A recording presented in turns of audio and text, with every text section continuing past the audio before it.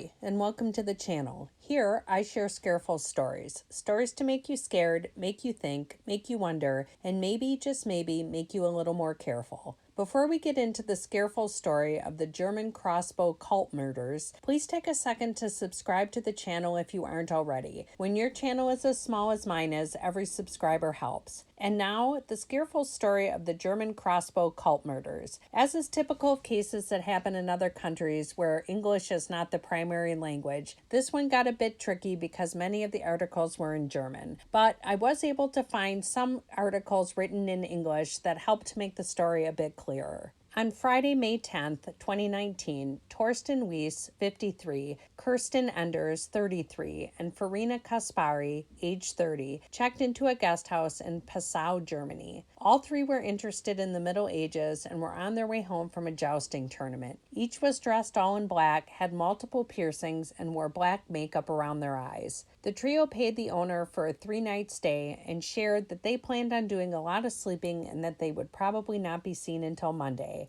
Oddly, they had no luggage. The owner did see the women head out to their car around 10:30 p.m. that night and return with the bag. The next afternoon, the maid entered the room and left quickly after seeing Torsten ghost white lying on the bed next to one of the women. She told the owner that there was definitely something wrong and asked him to check the room. When he entered the room, he saw Torsten lying on the bed next to Kirsten. He was wearing a green jacket and his eyes were closed, while Kirsten's eyes were open but motionless. The couple was holding hands and a blanket was partially covering their bodies. The owner said that it was obvious Torsten was dead, but that at first he couldn't see how the couple had died and assumed it was a drug overdose. As he moved closer, he saw blood on the pillow, and that's when he saw the crossbow bolts, one in Torsten's chest and one in Kirsten's chest. He also saw Farina's body over by a chair, partially hidden by a towel hanging over the back of it. She was lying in a pool of blood. 2 crossbows were also lying on the floor. The owner quickly ran out of the room and called the police, probably wondering what in the actual F just happened here. When the police arrived, they were apparently initially wondering the same thing. None of the bodies had defensive wounds, suggesting that there wasn't a violent attack from anyone either within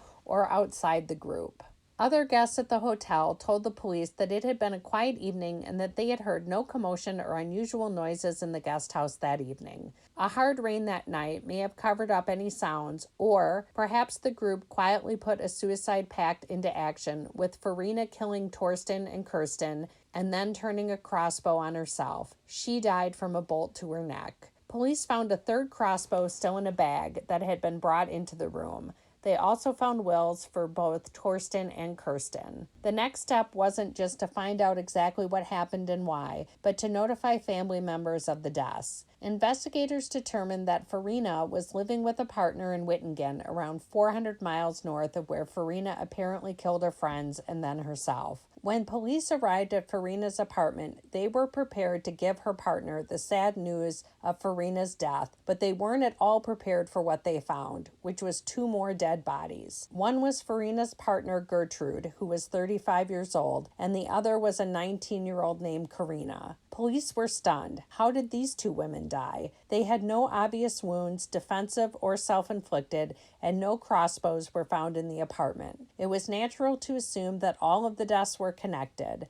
Neighbors of the women said that they always dressed in a goth fashion, in black with black makeup. As police continued their investigation, they discovered that Torsten Weiss ran a medieval-themed shop. The shop featured the medieval drink mead, which was also known as the God's Nectar. The shop sold weapons such as swords and daggers, along with other medieval items like helmets and Knights Templar flags. The store offered sword fighting lessons, and for added pizzazz, a blood-spattered mannequin sat on a counter to greet incoming customers. The women, along with Torsten, were interested and participated in organized jousting fights and knights tournament leagues. After the murders, Karina's parents came forward claiming that their daughter had been groomed years prior by Kirsten's husband, who was her Latin teacher. They say that he abused her as well as introduced her to Torsten. Quickly, she was under Torsten's spell, and her parents say that her personality changed. Torsten was all she could talk about. She changed from being a happy young woman to being depressed and withdrawing from her family and friends. It wasn't just her personality that changed either. She also dyed her hair black, began dressing like a goth, and in short order moved out of her parents' home and into a home for troubled teens. Karina became sexually involved with the group. When she turned 18, she moved in with Torsten and Kirsten. By this point, Kirsten's husband was no longer in the picture, having committed suicide in 2016. People who had interacted with the group say that Torsten ran it like a small cult, with him acting like a master over the women.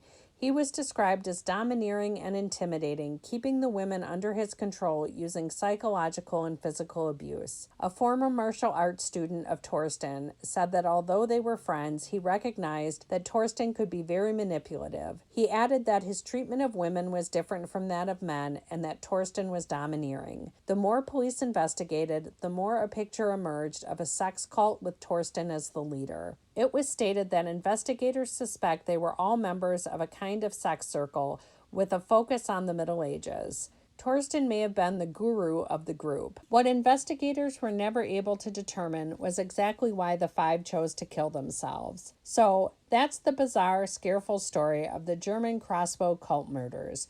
What do you think was going on with these five? What took them from medieval enthusiasts to murder-suicide participants? Let me know your thoughts down below, and until next time, stay out of cults, stay safe, and stay careful.